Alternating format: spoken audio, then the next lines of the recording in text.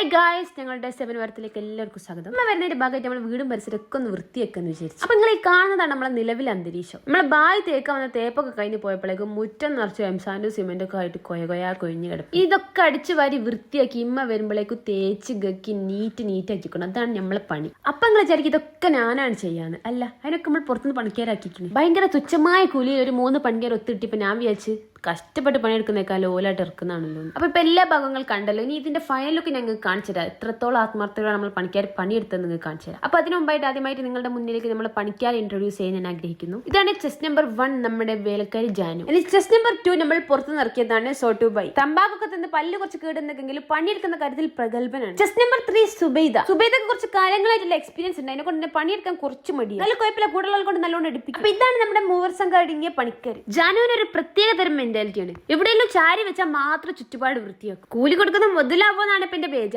മുഖത്തേക്ക് നോക്കിയാലാണ് ചീത്ത പറഞ്ഞ് പണിയെടുപ്പിക്കാൻ തോന്നിയില്ല. എന്റെ ഒരു കഷ്ടം നോക്കണേ. ഇനിയിപ്പോ സുബൈദന്റെ പണിയെ കുറിച്ച് പറയുകയാണെങ്കിലും പറയാത്തതല്ലേ.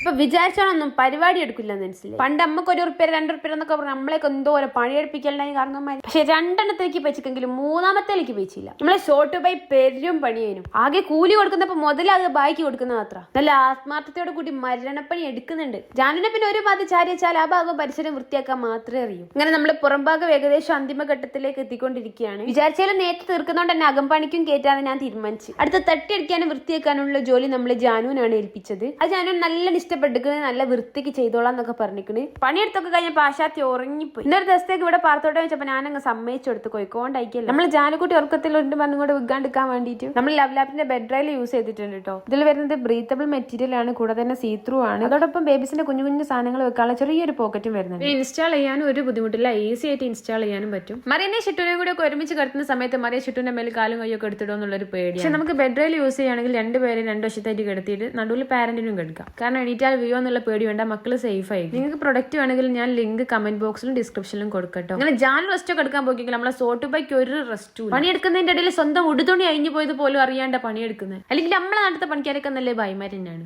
നിങ്ങൾക്ക് ഞാൻ നമ്മളെ ഫൈനൽ ലുക്ക് കാണിച്ചു തരാം. എങ്ങനെ ഉണ്ടായി നമ്മളെ മുറ്റവും പരിസരമാണ് ഇത്. ഇത്രക്ക് വൃത്തി നീറ്റായിട്ട് നമ്മുടെ ടീം മാറ്റിയെടുത്ത് നിങ്ങൾ നോക്കണം. ആദ്യമായിട്ട് ഈ കട്ട വെച്ചാൽ പോലെ ഇത്രക്ക് വൃത്തി ഞാൻ കണ്ടിട്ടില്ല. ഇനി ഇമ്മ വന്ന ഇമ്മന്റെ കണ്ണ് തള്ളുന്നുള്ളത് 100% സുഖറാണ്. അങ്ങനെ എല്ലാ ഭാഗവും കംപ്ലീറ്റ് ക്ലീനിങ് കഴിഞ്ഞിരിക്കണേ. നിങ്ങൾക്ക് ആർക്കെങ്കിലും വീട് പരിസരം വൃത്തിയാക്കണം എന്നുണ്ടെങ്കിൽ നമ്മുടെ ടീമിനെ കോൺടാക്ട് ചെയ്താൽ മാത്രം മതി. രാവിലെ തന്നെ വന്ന് വൈകുന്നേരം നമ്മൾക്ക് പരിപാടി ചെയ്ത് കംപ്ലീറ്റ് നീറ്റായി കൊടുക്കുന്നതായിരിക്കും. അപ്പൊ നിങ്ങൾക്ക് വീഡിയോ ഇഷ്ടപ്പെട്ടെങ്കിൽ ലൈക്ക് ചെയ്യുക, കമന്റ് ചെയ്യുക. കൂടുതൽ വീഡിയോകൾ കാണാൻ വേണ്ടിയിട്ട് സബ്സ്ക്രൈബ് ചെയ്ത് സപ്പോർട്ട് ചെയ്യുക. അപ്പൊ നമുക്ക് ഇമ്മനെ കൂട്ടാൻ പോകാനുള്ള സമയമൊക്കെ അയക്കുന്നത്. അപ്പൊ ഇമ്മനെ കൂട്ടിയിട്ട് എയർപോർട്ട് വ്ലോഗും ആയിട്ട് വരാം. അപ്പൊ ഓക്കെ, ബൈ.